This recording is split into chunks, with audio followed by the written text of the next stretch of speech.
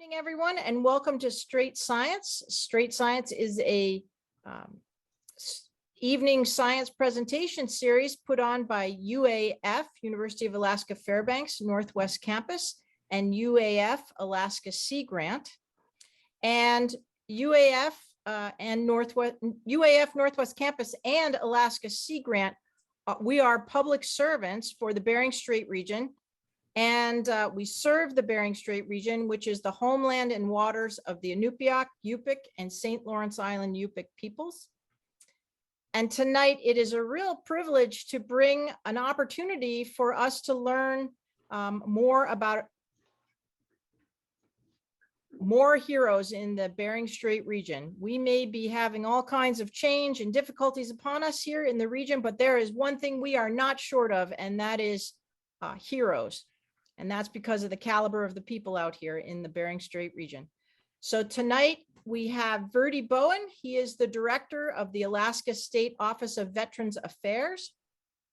And he's going to be talking about the honor that they're bestowing upon the Gambell Guardsmen from 1955 that participated in the rescue of the U.S. Navy patrol air crew that were shot down in our region. And talking to Mr. Bowen, he said that we can ask our questions as we go along. And also know that it's Strait Science. So if you're a caller, and we will likely, if we don't have callers, we will soon, know that you have priority. So again, if you're a caller and I'm not paying attention, 907-434-1149. Text me. I'm going to have a lot of buttons and things going on tonight because I'm doing the slides and just about all other things. So with that, we'll plunge right in. I don't have much of a big intro, except to say thank you to the director of the Alaska State Office of Veterans Affairs for bringing this to the Bering Strait region and giving us an opportunity to honor the heroes of Gambell. With that, I'm going to let you take it away, but let me also set up my slide deck here for you. Okay. And I will ask, because we're on limited bandwidth, Forrest and anyone else who is on the video, if you could turn your video off, that does help us with bandwidth issues. Give me one sec. I have too many things open. Anyway, we'll jump right in. Take it away, Verdi Bowen. Thank you so much. Okay. Well, we could go past the next two slides and just go right to the map, and then I'll talk at the map. They go to slide 3. This is the best way for me to start this presentation, is to start off with the map of Alaska, to get people to understand that, you know, even if you're on your cell phone, you know how big Alaska is. All of us Alaskans know from one side to the other, it is a gigantic state. And for us to cover from one side, even today, with our faster aircraft and boats and communications, it is still a difficult task for us to reach areas of Alaska. And so we have to sort of take ourselves back to 1955 and think about what it was like then to transport from one side of the state to the other side of the state. And with that, I want to throw in the introduction of the Office of Veterans Affairs and what we do. So you're probably wondering, why would we step into something like this? Well, my office, we are virtually the promise keepers, if you will, for those that served in the military. The government has made promises to each person that has served for certain types of benefits, a discharge, for types of discharge, where they served, what happened. And what goes along with that is also the honor of those that have served. And so we don't take that very lightly. We spend a lot of time meticulously working on each person to ensure that they receive all of those benefits and those items that they've earned from service. The next thing to think about there is that a lot of times, you know, someone had brought up a point this morning, it's sort of like building a puzzle. And that's exactly what it is. We might have a couple of pieces, and it's going to take us a long time. Just in this instance, it took us quite a while to get a lot of paper from the archives to validate all of the stories, or as many as we could. And so, and that goes in line with the size of Alaska, you know, from one side to the other, and limited spaces of people and limited spaces of area. Things happen and occur, and not all the time are they documented properly. And in this case here, it took us a little bit longer to document these things. So let's go to the next slide.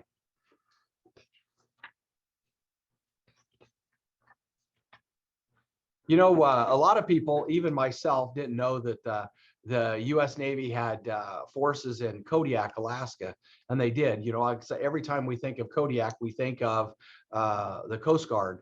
But the United States Navy had a crew there that flew these Neptune missions up through the Bering Sea quite frequently. They used to call it normal maritime missions, but in reality, you know, they were checking for ice flows, they were checking for navigational aids, they were looking for the lighthouses and things of that nature as they went through there. And if there was issue, they would bring them back. The Neptune aircraft had armament. They had actually a 50 caliber machine gun out of the back, and they had a 30 caliber machine gun out of a turret on the top, and they had a 50 caliber out of the front of the aircraft. Also on this aircraft was flares, and the crews normally were 11-man crew or 11-person crew for today, and they would fly that mission quite frequently. And and on June 22nd, the unique thing about that was they were 40 miles from Siberia, and they were 200 miles west of Nome. And so they were directly in the middle of the American airspace. Next slide, please. While they were flying along up in or close to the clouds, they weren't quite in the clouds. The crew had noticed that there was 2 MiG-15s flying in their direction. Now, they didn't know they were MiG-15s to begin with until they got closer, but they came along, and the first thing that happened was, and definitely I'm not Navy, so force always have to help me out here. But on the starboard side, the first burst of rounds shot past the starboard side, and the crew notified the captain instantly that there was bullets coming down that side of the wing. And so he tried to hide in the clouds. As he hit the clouds and come out the other side, then the MiG got him on the port side and took out the engine. And then at that time, the crew started to try and find a way to save their aircraft and get somewhere. Now, David Assad had said that he was the navigator on the aircraft. He was trying to find St. Lawrence Island and pointed the pilot in that direction. But the rest of the crew was trying to transfer fuel from one wing to the other so that they could make it to the location they were going to. Next slide, please. Orland Bushu from native village of Gambell. Yes. Sorry. Thank you. Yeah. Great, thank you, Orland. Go ahead. Do you have a question? No, nope. I just got on. Okay, Just thank want you to so let you guys much. know I'm. Yep, thank you so much. Yep. And after the aircraft took the fire, the aircraft caught on fire on the port side of the aircraft, and the pilot tried to dive down to starve the fire of flames. And he did a pretty good job to begin with, but as he slowed down again and leveled off, the fire came back, and that's when they decided to go ahead and crash land on the island. And they did not want to go into the ocean. The pilot several times had told his crew that the ocean was not the option because they would not make it. And so what they did is that they were really concerned about being captured by the Russians. They were really concerned about a lot of things as they were coming in, but they found a spot on the tundra, and where it came in wheels up. And this picture that we're showing you, and for those on the phone, I apologize, but the picture shows an aircraft that's totally burned and gone. But as they crashed and they went in, the fireball went forward of the aircraft, and as the crew was jumping out, the fire came back, and that's how the crew had most of the crew had got burned. Next slide, please.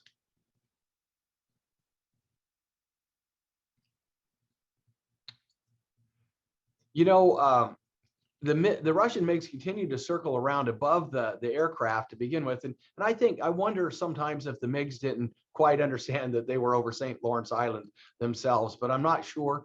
But I do know that that the crew was there. They come out of their aircraft and they hit in a ditch. And to their saving grace, I don't want to hurt his name, but it's Staff Sergeant Nakalak, there we go, Ignakanok.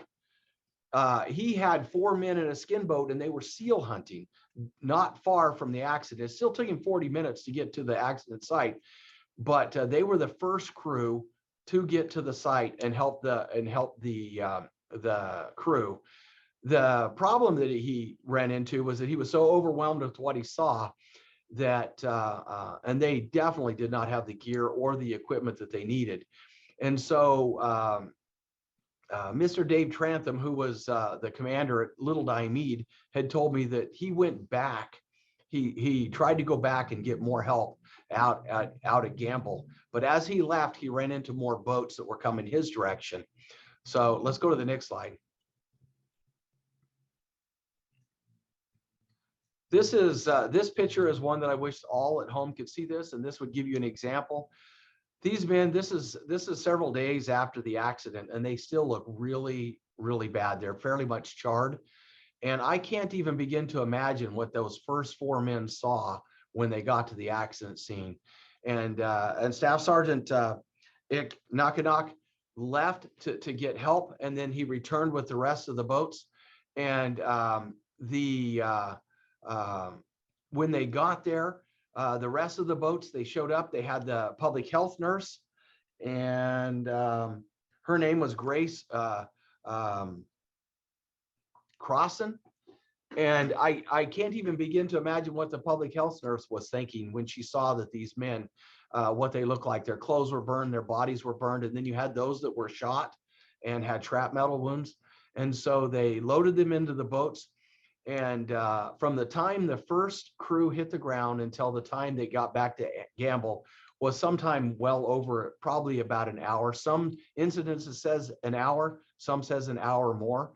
And when they got back to Gambell, they did have some tracked vehicles there that they used to take and deliver the men to the church where they set up a triage center.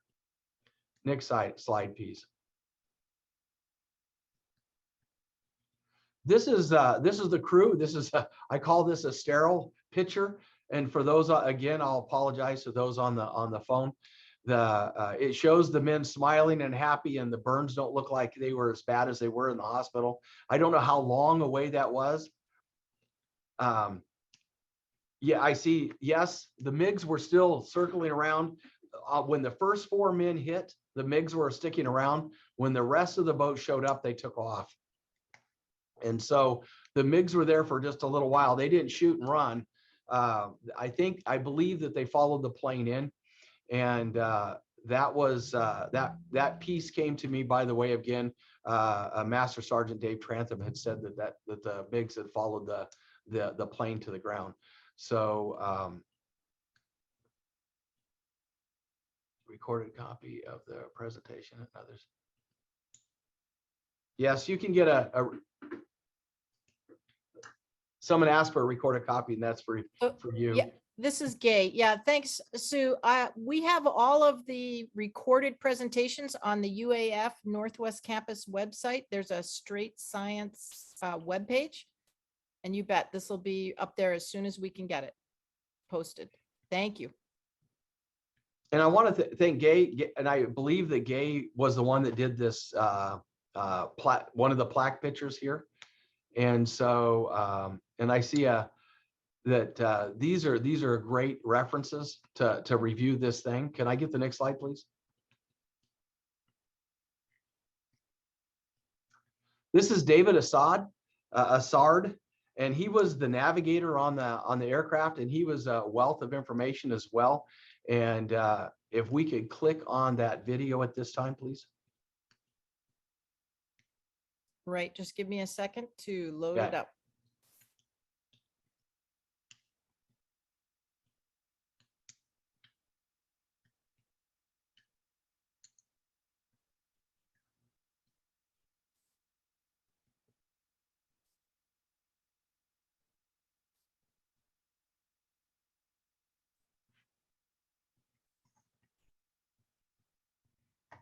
This flashlight.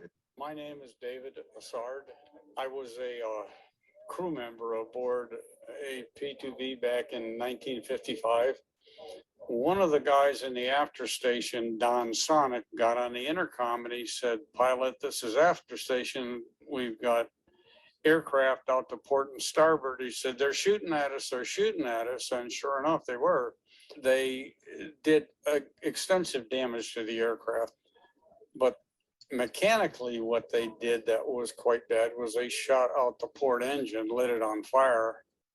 Dick, the pilot at the time, quickly dived into the clouds. As he let down with extremely high speed and blew the fire out. And he kept it out as long as he could, but then he had to level off and the airplane slowed down. And when it slowed down, the fire reignited. He said, "Look, I'm going to stretch this thing to the land and I'm going to ditch it on land."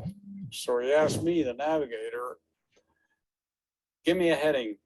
And I said, "Well, take 030, that'll bring you to the southern coast of St. Lawrence." And the landing was as beautiful as you could imagine, with the notable exception that because we had no wheels and there were a lot of boulders and rocks on shore, they ruptured the center tank, poured fuel into the after station over one of the emergency exits, and promptly exploded, turned into a huge fireball. And as the plane decelerated, the fireball didn't, and it rolled forward and it burned everybody. When the airplane came to a halt, we all exited and ran about, I don't know, 80 to 100 yards to a ditch to get out of the way of exploding ammunition.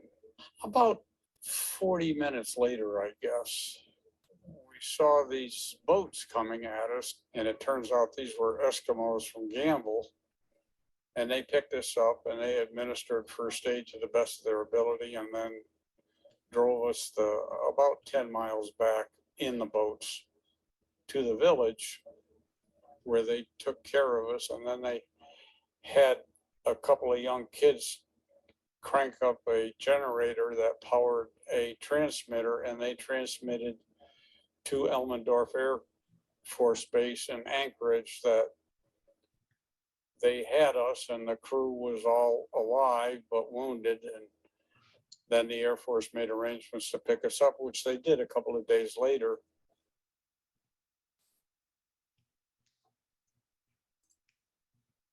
Thank you, Gay.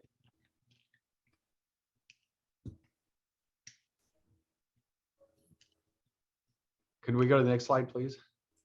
Hi, I'm Oh, Patrick what- Carter, pilot, I think outdoor my, enthusiast, and adventurer living in Homer, It's Alaska. okay. Right along with me as we explore Alaska. I understand. yep, I'm trying to get rid of Some that. say walk a week or fly an hour. That phrase definitely holds. There we Just go. to show you the power of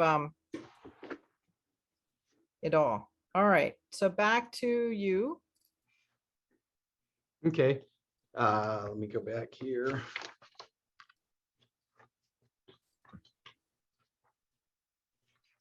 Next slide. Next slide, please. You know, a lot of people, we did a lot of research on this piece, and this is really important to understand. And I wanted to put this in the slide. In 1955, there was no peacetime type medals in the active military or in the National Guard. And the National Guard was brand new because it was the Guard of the Territory of Alaska. Now there's a separation here because some people get confused, because we have the Alaska Territorial Guard members that served from 1942 to 1947. But the Guard of the Territory of Alaska started in 1948. They had a piece in there. They were activated in 1941 and was shipped out of state. And then from 1942 forward, they weren't in the state of Alaska, or in the territory of Alaska. We had the Alaska Territorial Guard. And then in 1948, the Territory Guard started again. And there was no awards program per se.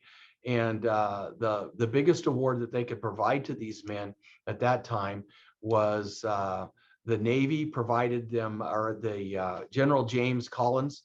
He was a commanding general of the U.S. Army for the Territory of Alaska.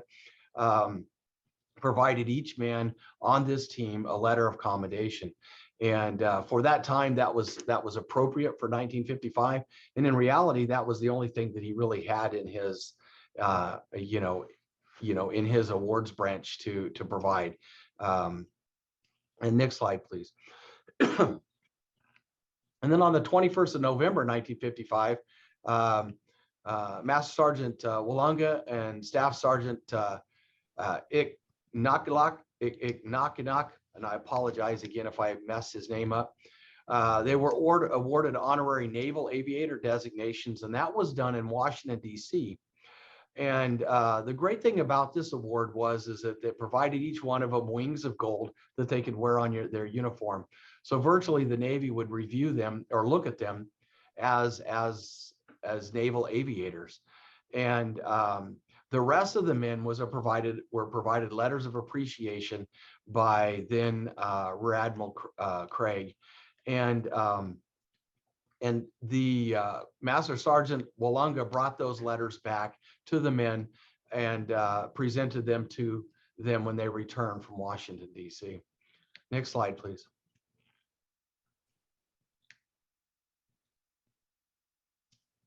So on the 9th of July, on Saturday, this is what has occurred. We sat down and we reviewed. We had Major General Torrance Sachs, which is the Adjutant General for the state of Alaska, and and myself sat down and we reviewed what occurred in 1955 and what award should we provide to those men for what they had done. And he decided that what we were going to do was provide the Alaska Heroism Medal. This is the highest award that we have in the state of Alaska that the Adjutant General can present to members of the National Guard. And so what we did is we sat down and started working on this. We tried diligently to make sure that we did not miss any of the members. And as of today, this evening, I guess you'll say, after reviewing all of our records, we have 16 members that will receive the award. And I know that some have seen 14, but in reality, there was 16. And I want to thank Corporal Bullaron because he has helped us validate the other two names that was added to the list by telling us that they were there. And they will be presented, or their families will be presented the award on the 9th. Next slide, please. This is my contact information.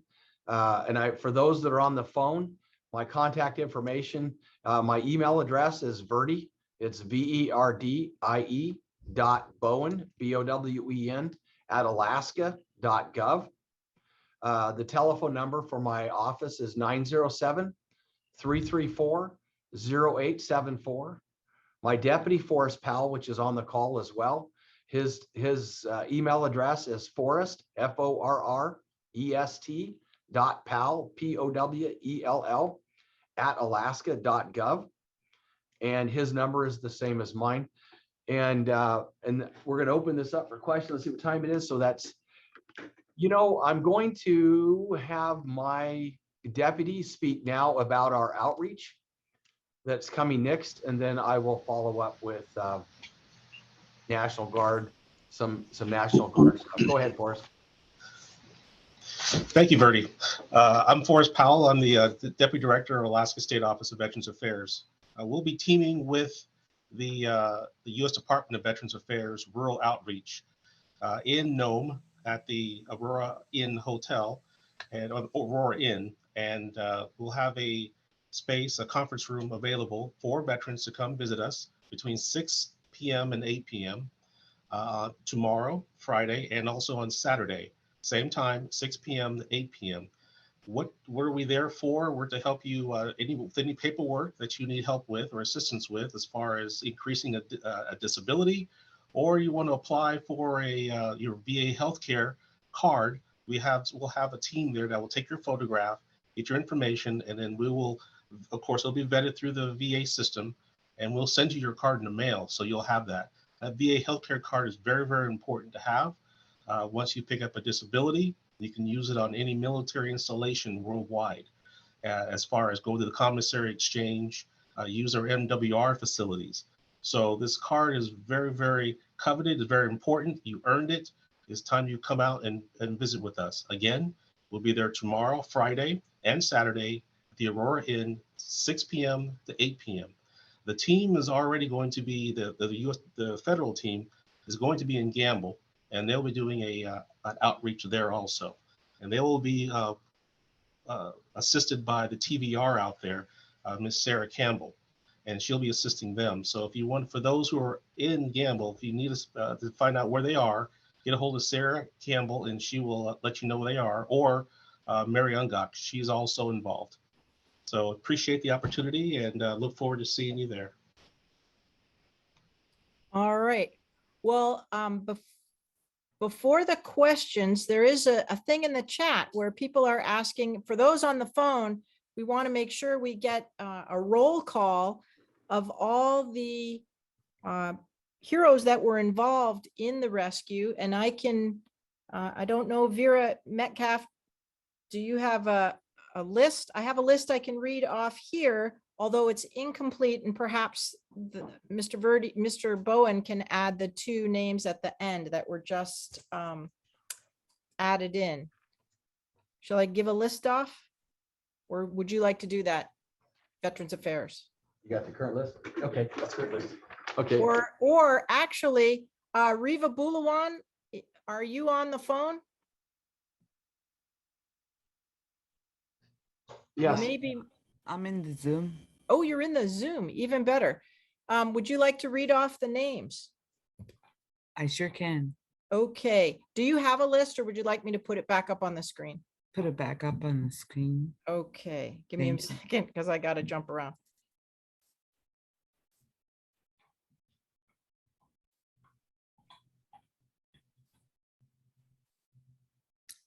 Okay, thank you. Mm-hmm. Hello. So the heroes' names on this list is Master. Before I start, what does PFC mean? Private first class. Private. And PVT is Is private. private. Okay, private first class. So the list is Master Sergeant Willis Walunga, Sergeant Herbert Apasingok, Corporal Bruce Bulawan, Corporal Ned Kuzada, Private First Class Holden Apadiki, Private First Class Woodrow Maliutak, Private First Class Vernon Slocum, Private Luke Kulakan, Staff Sergeant Clifford Iknakanuk, Sergeant Ralph Apadiki Sr., Corporal Victor Campbell, Corporal Joseph Slocum, Private First Class Lane Ayakitan, Private First Class Roger Slocum, Private First Class Donald Ungot. And one person that was just added tonight was Private First Class Leroy Kulakan. So that'll bring the list to 16. Wonderful. Well, thank you very much, Riva. And thank you, Mr. Bowen, for adding on that name. I'm going to stop the share here and see if there's anything in the chat or any questions. Before we get to questions, for those of you who have the ability, please show a little love for Mr. Bowen in the chat box. And we'll take any and all questions. This is a good time for both the Office of Veterans Affairs, maybe to ask questions that from people who have heard the stories, or Mr. Bulawan himself, who may be listening in on this call, who was actually one of the rescuers 67 years ago. There's one thing I wanted to add at the end of or before we go into questions. Okay. And what I want to add is I want to stress the importance of the National Guard in our remote areas in Alaska, not only just our remote areas, but everywhere in Alaska. You know, when people serve in the National Guard, sometimes they don't know what they're actually going to get into. And this crew that was here, that was in the National Guard, had no clue that they were going to be rescuing these men on St. Lawrence Island. There's just, that is staggering to believe that they did. And the importance of the National Guard is beyond understatement. The kind of work that these people do, the men and women in our Guard, especially today, and even then, it was even more challenging then, is so much more important to our communities. And I can't encourage people enough to, if you have Guardsmen in your community, please thank them, because some people say, well, they're just working 1 weekend a month and a couple of weeks a year, but it's really more than that. They're our hometown heroes, and it's so important for us to recognize them when they do something great, just like this, like the first Scouts and what they did in 1955. And I have to throw this out there. Someone had asked me this morning, why did we do this now? Well, today is a great day to have this discussion, because Specialist 5 Birdwell was just awarded the Medal of Honor by the President this morning for his actions in Vietnam. We should never stop looking at our men and women in the service to see if they have not exceeded that line that makes them heroes, just like this crew. This is a crew of heroes, and their families need to hold those medals and those citations and know that they were heroes. And so, just like we talked about earlier, Kay, that most of the people in our rural communities are heroes, and this here just validates the kind of service that we have across the state of Alaska. So with that, I know we're going to have a lot of questions, but I just wanted to put that out there. All right. Well, thank you very much, Mr. Bowen. And we'll take callers first. Callers get priority. If the callers have any questions or would like to say something, you guys just speak up, because I know it's hard to be a caller on a Zoom call.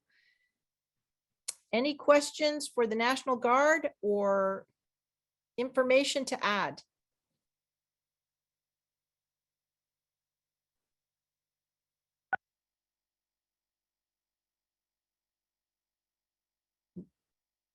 There's a caller with the last numbers 247.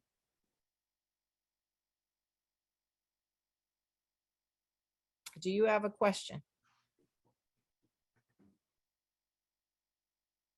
Hi, this is Lucia Pataky. I'm listening here.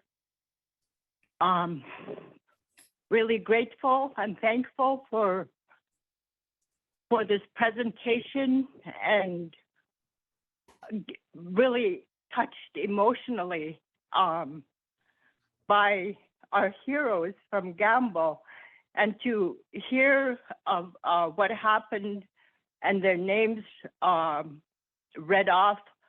It's just very touching, and I'm very grateful that they are being recognized for what they did and saving the lives of these servicemen. Thank you. Thank you, Lucy.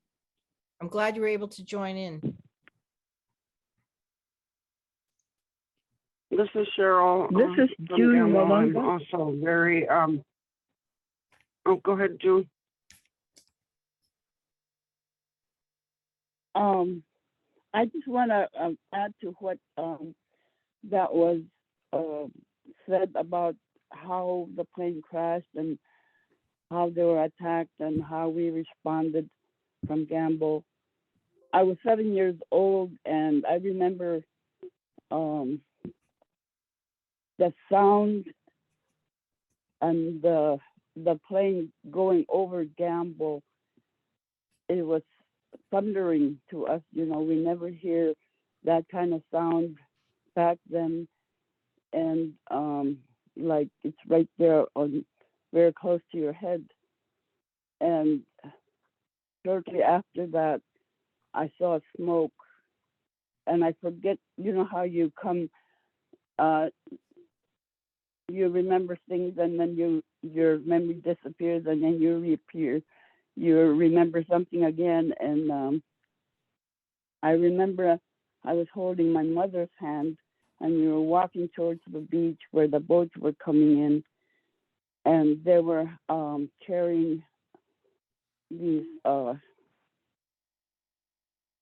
people on stretchers going up to the beach, and some had bandage wrapped on them, and they're on, some of them were, halfway up on their shoulder, and I remember somebody was waving and smoking a cigarette at the same time. So the skin boats were coming, and I saw a lot of people rushing around, and I remember that. And they were rushing around, and that's all I can remember, but I related to the sound and the fire or the smoke that I saw. Thank you very much for the detailed description you give us. Thank you. Thank you for your thoughts. Who was the caller? I missed the name. June Walunga, Willis Walunga is my father, and the lady that spoke before me is Lucy, my sister, one of the younger sisters. Thank you, June, and good to hear you. Wow. Was there another caller, I think, that was wanting to say something as well? The line is open.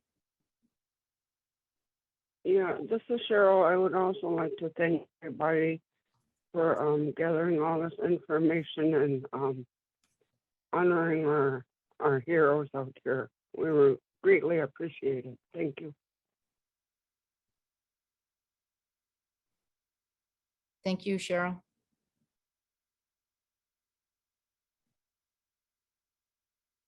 This is Orland Busho. I want to say thanks for. Go ahead, Orland. Oh, go ahead. Oh. No. I just wanted to say thanks for recognizing those who helped. Thank you, guys. Thank you.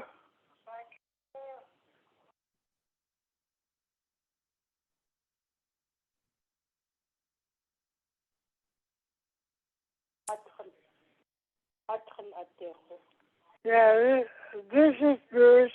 Go ahead.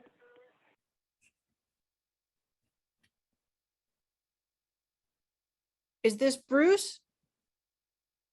Yes, Bruce Oh. here. Outstanding. Sheffield. Yes, this is Gay Sheffield, and on the line is the Director of the Veterans Affairs. And he's thrilled you're on the phone, as is everyone listening in. Okay.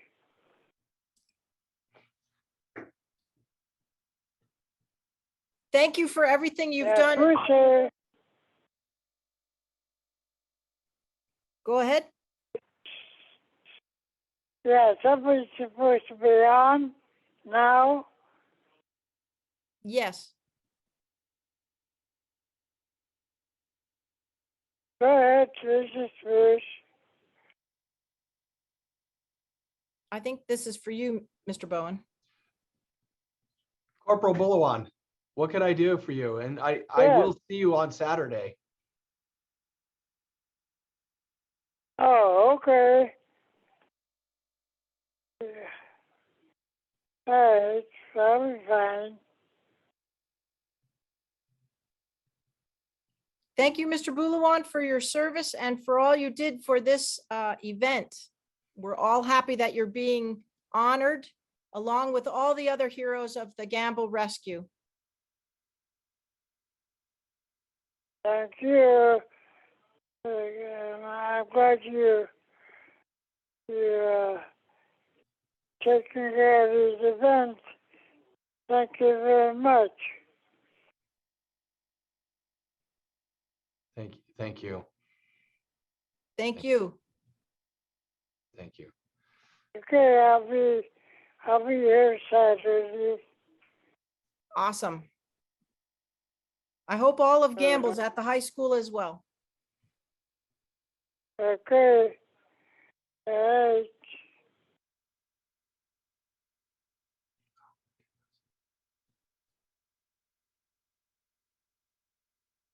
There is a question in the chat from the Nome Nugget newspaper. They have a question about the research into the records. Director Bowen, you said it took time to validate the stories and it took longer this time. Can you talk about the process and why it took so long? A lot of times people will tell us stories about military service and things, and we have to go back and validate those stories. The best way I can explain it, if someone told me that the Russians had fired and took out an aircraft, in the 50s in Alaska, that's sort of hard to, you really have to do some digging to make sure that that's true. And the worst part is because it's 1955, it was hard because hardly any of those records were directly available. What made it even harder for us to validate the story was, and I do not like using this word, but I apologize to everybody on the phone before I say it, but COVID made it harder. We couldn't get into the National Archives. We couldn't get into certain naval archives, and it just took us much longer to pull some of those things out. And when we received the Navy's 72-hour report, that actually put validity onto everything that was there. If you followed the accident investigation report that was done by the National Accident Center, it didn't match what the Navy's report was. And the Navy's report was very succinct and told us exactly what happened. That validated the story. Now we had to validate the people that were on the ground. And that took us even longer because those records, again, are in microfiche in the National Guard Armory. And we also, when someone would say, just like tonight, we found Leroy Kulikan. Leroy Kulikan was in a letter that was sent to us, said that he was one of the people that was in the boats, but we could not find that on the Navy side. But Mr. Bullerun said that he was in the boats with him and that he had left soon after the accident. And so we were able to validate that person was part of the unit that went out there. So that should help you understand that it's a long, lengthy process, and it isn't quick because most of these records are not internet, they're not digitized, they're paper. So you have to get someone that's going to go get the paper and bring you a copy of that paper. And let's see, this is what the Navy's report looks like. So it tells you it's not as clear as you would think. And so this is the type of things that you're going to have, but it didn't place people on the ground. We had to go back through and build those records individually as people come forward. There's also a question from Rick Everson. Thank you for this great presentation. Their response, so the Gambell Guardsmen, seems incredibly quick. Were these Guard soldiers on some sort of alert posture at the time of the incident? Well, I can't answer for the Guard member. I can tell you as an Alaskan from an island, the SEALs were they were out seal hunting, and so I think that's what brought the first crew there together. But the moment that the plane hit the ground, the rest of the Guardsmen already knew what to do. That's what the Guard members are trained to do. They automatically react. The strangest thing about being in the military is most people run away from the sound of boom. In the military, you run to the sound of boom. And so our Guard members did exactly what they were trained to do. And when they saw the explosion or heard the explosion, they were ready to go. Now, whether they were on alert or not, I just think it's a personal trait that is inherent to every person that serves. There are also two great suggestions from Vera Metcalf here in Nome.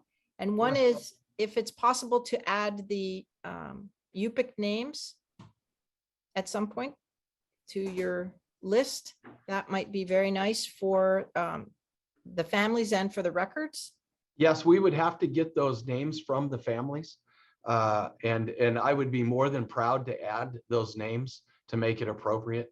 So by the time we get out there on Saturday, I will have Force in a note over to see if we can get them so they can be done both ways, in Yupik and in English. And a nice reminder that on a night like tonight, hearing this, it's never too late, is it, to recognize the good works that people have done throughout the Bering Strait region and throughout the coast of Alaska, actually. So thank you for taking the time to do your presentation tonight and for recognizing Gambell's heroes from 1955. Thank you. Thank you for allowing us to present this. And I want to thank each person that's on the phone and that's online, that's on the Zoom. And I know that it's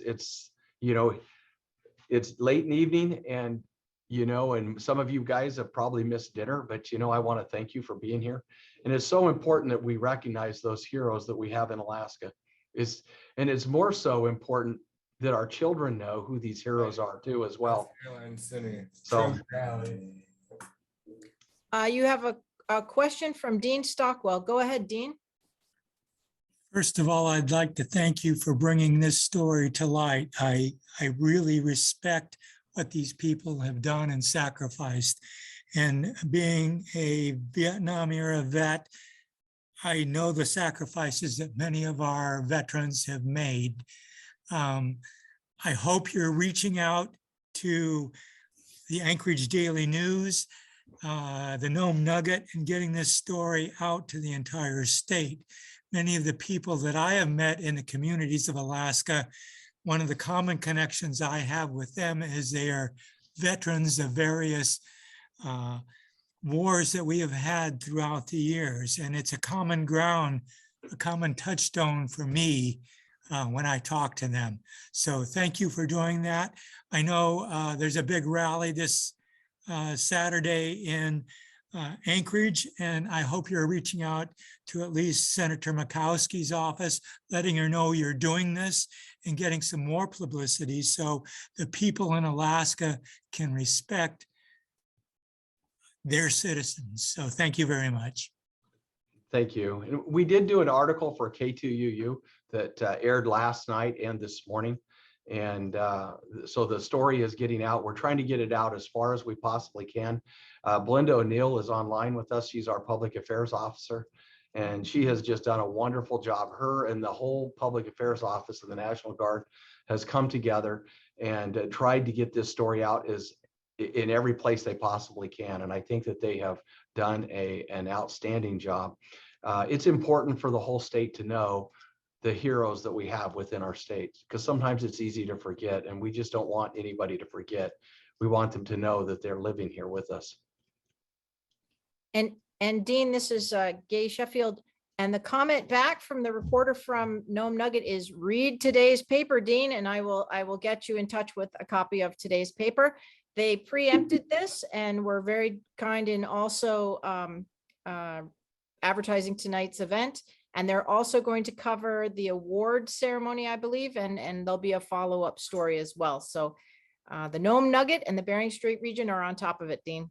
Just tell them the delivery was a little slow. Yeah, Anchorage Daily News, they'll have to catch up. Yes. But thank you very much, Dean, for your words.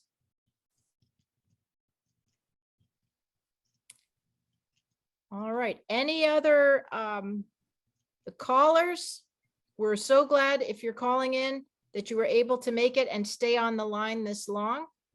And for everyone else, if there are no other questions, we should probably bring tonight's presentation to a close. Super quick question for Forrest. The Nome Nugget has a super quick question for you, Forrest. Okay, standing by. Go for it. Oh, may I come by tomorrow to watch the event? Would you allow the Nome Nugget to cover your media or your outreach event? Absolutely, we'd love to have you there. Okay, and can you give us the time and location again, in case anyone didn't hear it? Yes, the time is 6 p.m. to 8 p.m. at the Aurora Inn in Nome. That's 6 p.m. to 8 p.m. Aurora Inn on both Friday and Saturday. Wonderful.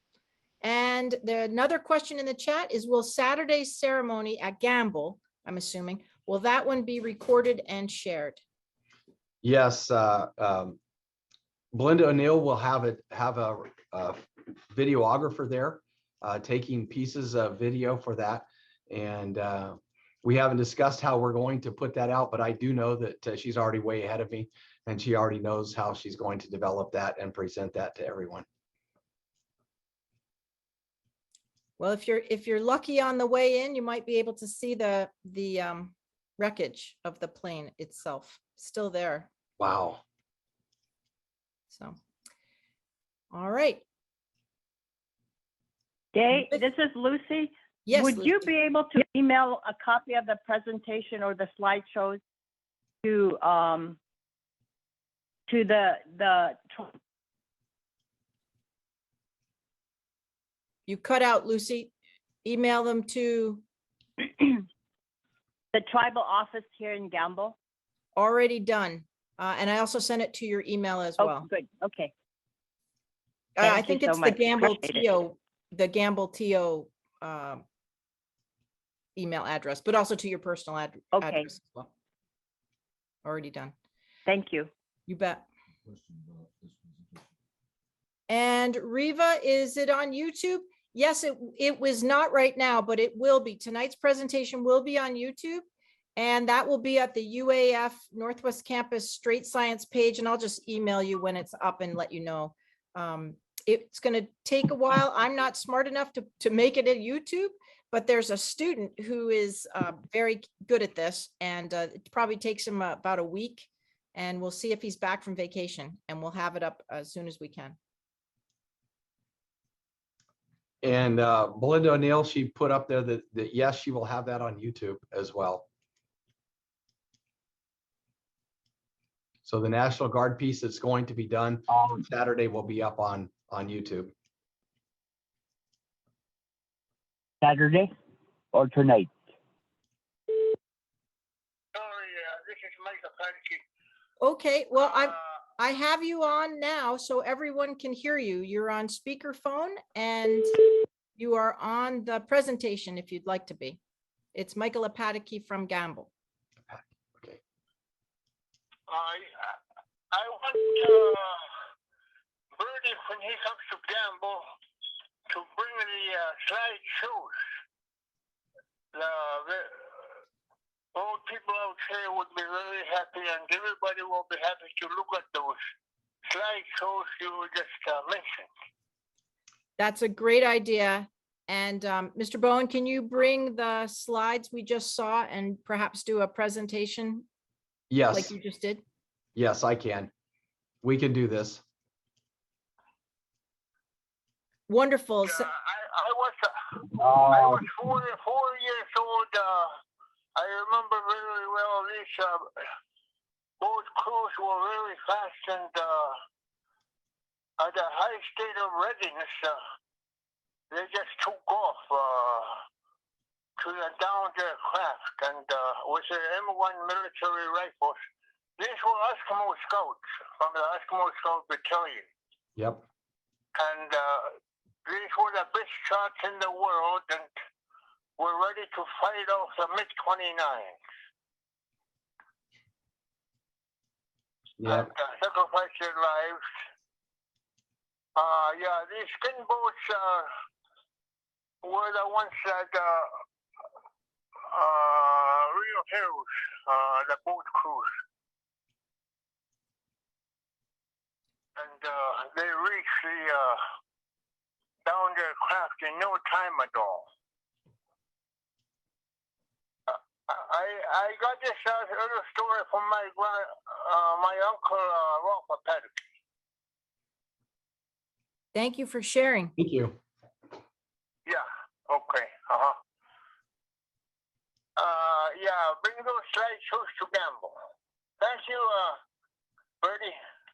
You're welcome. All right, slideshows coming out with them tomorrow or Saturday. Yeah. All right. Thank you, sir. Any other comment you'd like to make or recollection?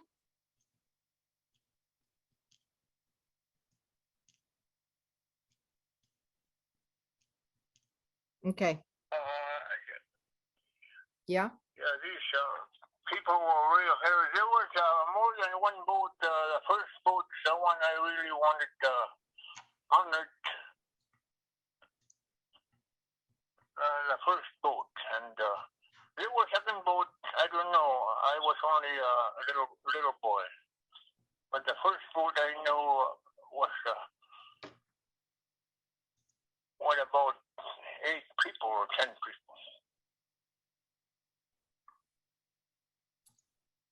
awesome. Thank you That's so, all I have. thank you so much, sir. There's still a few old people here. Clement got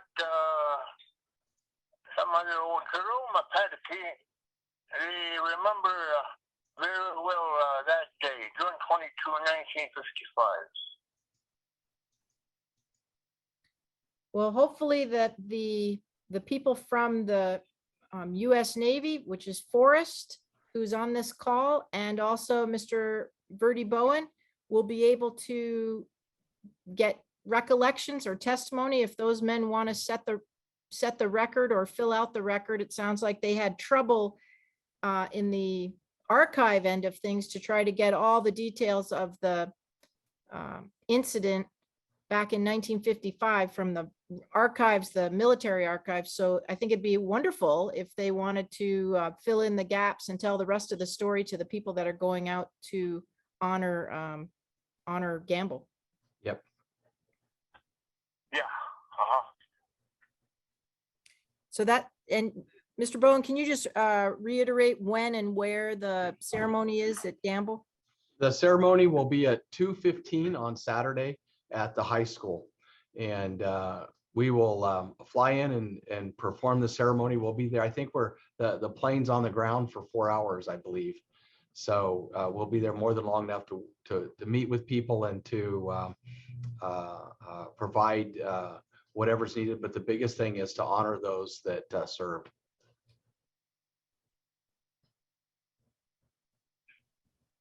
All right. Well, thank you both.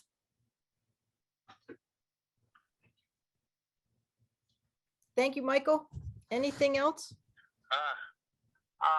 Those boat crews were the real heroes. There was an army unit here, an army camp that couldn't make it over there because of the spring water flow. So these skin boats were the real heroes. Yep. Sounds like they had to do it all on their own. So,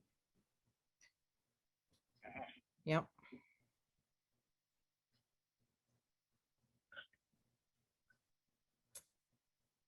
All right. And I know you had told me beforehand about the first words, at least that were talked about by the rescuers heard the captain of the aircraft say. Do you remember that? That was the captain of the Dowager plane came down as soon as the skin boat hit the shore, and I think it was the captain of the big Navy plane that came down to meet them, and he saw their military rifles and recognized they were American military issue M1 rifles, and some were wearing patches, ATG patches, or some National Guard uniform or something. And the first word that came out of this leader or commander of that aircraft was "Praise God." When he recognized these were American soldiers.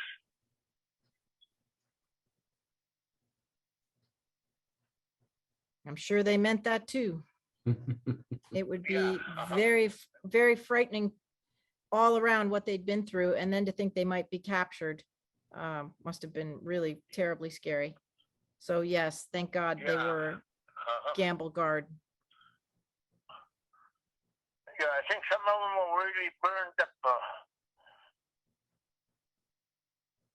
I saw them when I was 4 years old when they were bringing some of them by a skin boat.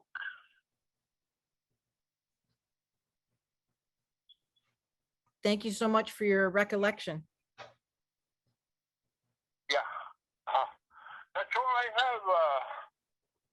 But when there's old people here that remembers that day, I can tell about 3 of them. Bruce is the one that was the real hero. He was on the boat crew on the very first boat. Yep. And he's still alive. And there's Clement Dungard and Jerome Apatike, my uncle. Yep. He has lots to tell. And some old women, old men too. I just know these 3 people. Wonderful. Well, thank you for that. And I hope everyone shows up at the school, or that the people that are coming out are able to go and visit those individuals so that they can get the full story. I think maybe somebody might want to overnight, not just 4 hours, but anyway, just a thought. All right. Somebody could, Mary could put up a sign, 2:15 on Friday or Saturday. Saturday. Oh, Saturday at the high school. Yes.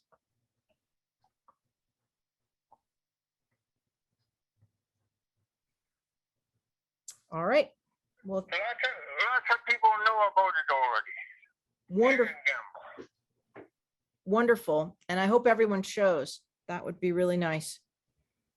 Lovely tribute. Coming also, Gay? I wish I was, but I can't at this time. Okay. Yeah. All we could do was from here. What we could do with this. So thank you so much for calling in. And are there any other callers or any other comments, recollections, or questions? And thank you for all the kudos and love shown to Mr. Bowen and Forrest, whose last name escapes me right now. From the Navy. Can you hear me now, Sheffield? Yes, sir. How are the people of Anchorage going to come in? Are they going to charter out? What's your, you coming in on Bering Air, Mr. Bowen? Yes, Bering Air. They're coming in on Bering Air. I know, but are they going to charter? Oh, are you going to charter? Or is it seat fare? Yeah, it's seat fare. We tried to charter, but there was no pilots. They tried to charter, but no pilots. They're going to seat fare.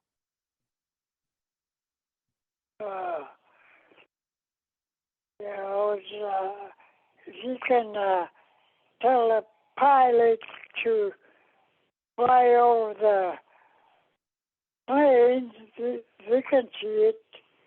It's very close from here. Okay. I can't speak for Bering Air, but I bet if Mr. Bowen asks, they would probably allow that. We definitely will ask them. That's a really great idea. Thank you for providing it. Yeah, okay. And let's see, go see it by 4-wheelers. It takes about half hour to get there.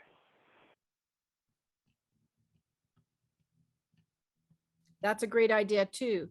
That's why I think Mr. Bowen may want to reconsider just a 4-hour trip, because Mr. Boulawan's offering that you could go down to the crash.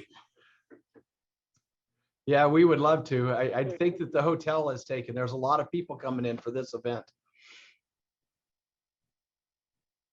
Okay.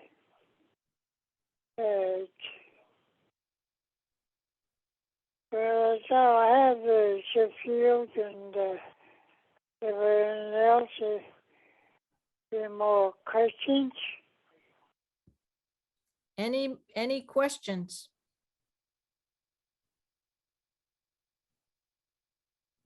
No, no, sir. I think we're at the end of the presentation, and I think you've given great suggestions, and I'm so glad they're coming to give you the Heroism Medal and all the remaining families for all the heroes of the Gambell Guardsmen, especially those who were having to deal with that situation via the boats.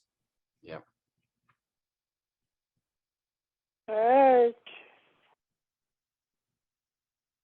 Thank you I'll so be much for calling expecting in. them.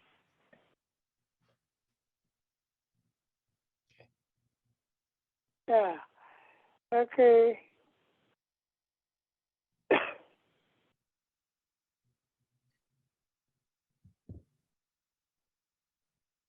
All right. With that, we'll come to a close